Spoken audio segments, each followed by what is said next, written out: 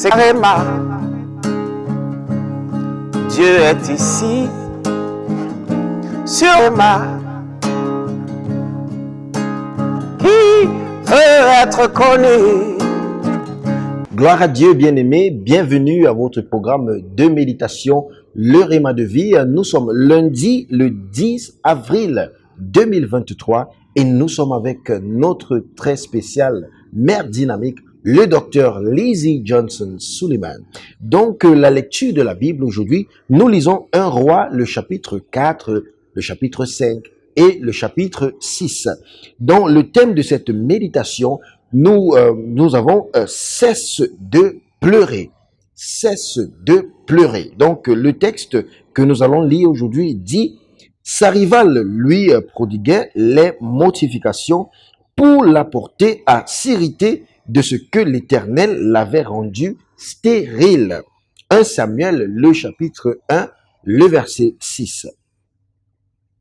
Bien-aimé, pourquoi pleures-tu comme s'il n'y avait aucun espoir pour toi? Pourquoi pleures-tu comme s'il n'y avait pas d'espoir pour toi? Donc, la situation dans laquelle tu te trouves ne va pas te consumer. Dieu est conscient de ce que tu traverses. Sois fort et tu verras la voie de secours. Sois fort, quelle qu'en soit la situation que tu traverses, quels qu'en soient les moments difficiles, les hauts et les bas et les montagnes que tu traverses. Sois fort parce que Dieu est là avec toi. Comme dit la Bible dans Proverbes, le chapitre 24 et le verset 10. Donc, si tu faiblis au jour de la détresse, ta force n'est que détresse. Ta force en temps de crise est très déterminante pour la victoire. Donc, la Bible dit que Anne continuait à aller à Silo chaque année et parce qu'elle ne faisait rien, son état restait le même. Donc, elle pleurait à chaudes larmes, mais rien ne changeait. Donc, dans 1 Samuel maintenant, le chapitre 1, le verset 7, elle pleurait à tel point qu'elle ne mangeait pas. Son mari la consolait, mais rien ne se passait. Quelle est cette situation dans laquelle tu te trouves, bien-aimé? Quel est ce moment difficile dont tu te trouves qui t'empêche de dormir la nuit et te faire mouiller ton oreiller de larmes, qui te rend le cœur lourd de fardeau?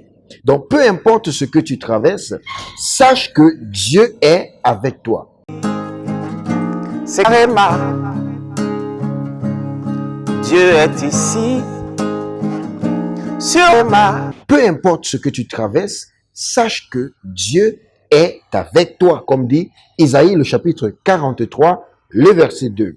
Donc la situation ne te finira pas, tu triompheras de cette situation par un témoignage. Quelqu'un peut dire amen à ce moment. Tu triompheras dans cette situation avec un témoignage. Donc, 1 Corinthiens le chapitre 10, le verset 13 dit: car Dieu ouvre toujours une porte de secours. Ainsi, chaque fois que tu traverses une situation désagréable, ne pleure pas, ne déprime pas, ne te décourage pas, mais regarde et tu verras le moyen d'évasion que Dieu a prévu. Éphésiens 6, le verset 10 déclare: au reste, fortifiez-vous dans le Seigneur et par sa force toute puissante. Donc, n'abandonne pas, c'est juste pour quelques moments. Cette situation, ce moment difficile, ce challenge, c'est juste pour un moment, ça ne sera pas éternellement. Donc, n'abandonne pas, c'est juste pour quelque temps. Regarde ceux qui ont subi des épreuves dans Hébreux, le chapitre 11. La marque de la foi, ils ne se sont pas évanouis face à l'adversité.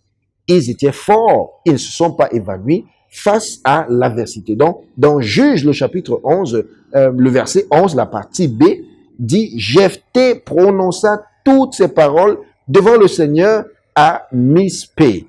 Que dis-tu dans les jours de l'adversité? Qu'est-ce que tu déclares? Quelles sont tes paroles? Qu'est-ce qui sort de ta bouche quand tu déclares, quand tu as des moments difficiles? qu'est-ce que tu proclames? Est-ce que tu déclares que tout ira bien ou bien est-ce que tu déclares les paroles de quelqu'un qui est abattu? Très important. Bien-aimé, prions aujourd'hui. La prière dit, mon Père, pendant que je prie, Seigneur, ouvre mes yeux pour voir la porte de secours dans les jours de l'adversité. Ouvre mes yeux pour que je vois la porte de secours dans les jours de l'adversité. Que le Seigneur ouvre tes yeux et que tes yeux voient la victoire qu'il a gardée pour toi, qu'il a réservée pour toi. Amen. C'est Karema. Dieu est ici, sur ma qui veut être connu.